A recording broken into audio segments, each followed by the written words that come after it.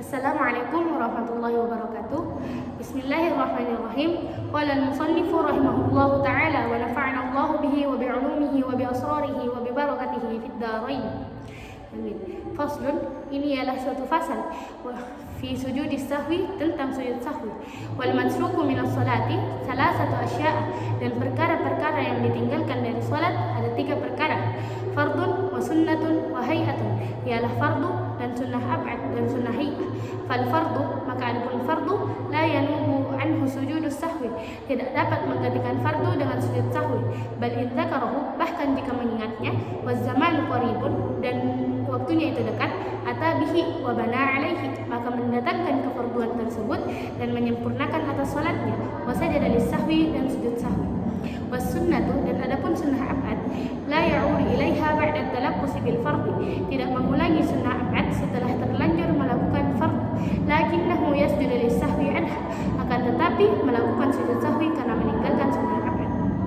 Wal hay'atu, dan adapun sunnah hay'ah, la ya'udu ilaiha ba'da tarkiha, tidak mengulangi sunnah hay'ah setelah meninggalkannya. Wala yasjudu lis-sahwi anha, dan tidak melakukan sujud sahwi karena meninggalkan sunnah hay'ah. Wa idza syakka fi adadi ma ata bihi min ar-raka'ati, dan jika musalli ragu terhadap bilangan rakaat yang ia datangkan, bana ala yakini, maka ia mendatangkan sesuai yang ia yakini, wa huwa al-aqallu, yaitu yang paling sedikit. Wa sujudus sahwi sunnatun, dan adapun sujud sahwi hukumnya sunnah. Wa mahalluhu qabla as-salam, dan tempatnya sebelum salam. Baiklah, saya akan menjelaskan makna dari pasal ini. Musannif menjelaskan bahwa perkara-perkara yang ditinggalkan seseorang di dalam sholat ada 3 perkara. Yang pertama ialah fardu, yaitu perkara yang apabila kita tinggalkan maka kita wajib memperbaikinya dan tidak cukup hanya dengan sujud sahwi. Sebagai penguat dari penjelasan ini, Rasulullah bersabda, "Shallu kama ra'aitumuni usalli," salatlah sebagaimana engkau melihatku salat. Rawahul Bukhari, yang diriwayatkan oleh Imam Bukhari. Hadis ini menunjukkan bahwa rukun-rukun salat apabila ditinggalkan maka kita wajib memperbaikinya, sebagaimana yang dicontohkan oleh Rasulullah SAW. Yang kedua ialah sunnah ab'ad, ialah perkara yang apabila kita meninggalkannya kita disunahkan untuk melakukan sujud sahwi.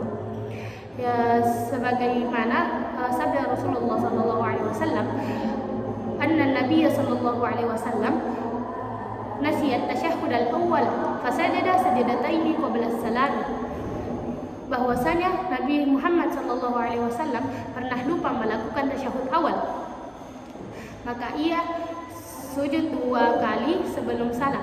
Rawahul Bukhari wa Muslim, diriwayatkan oleh Imam Bukhari dan Muslim. Hadis ini menjadi dalil disunnahkannya sujud sahwi sebab meninggalkan sunnah ab'ad.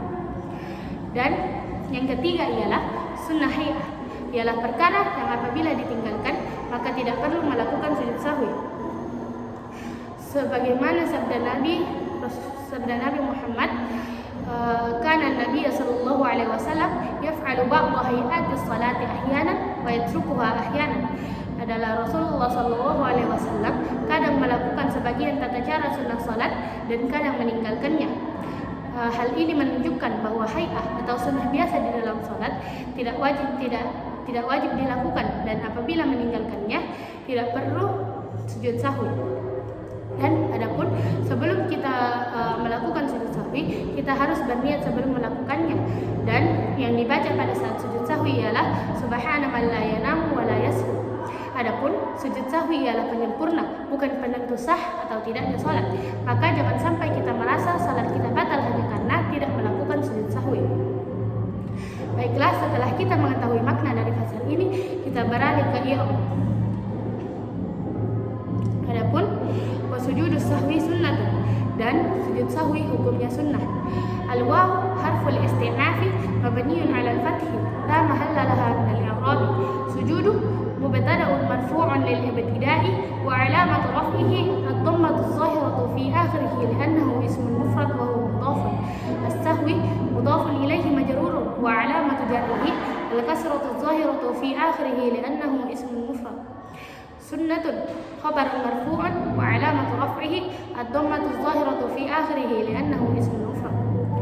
Adapun sujudu di sini berkedudukan sebagai mubtada karena ia merupakan isim ma'rifah di awal kalimat, yaitu isim mudhaf ila ma'rifah.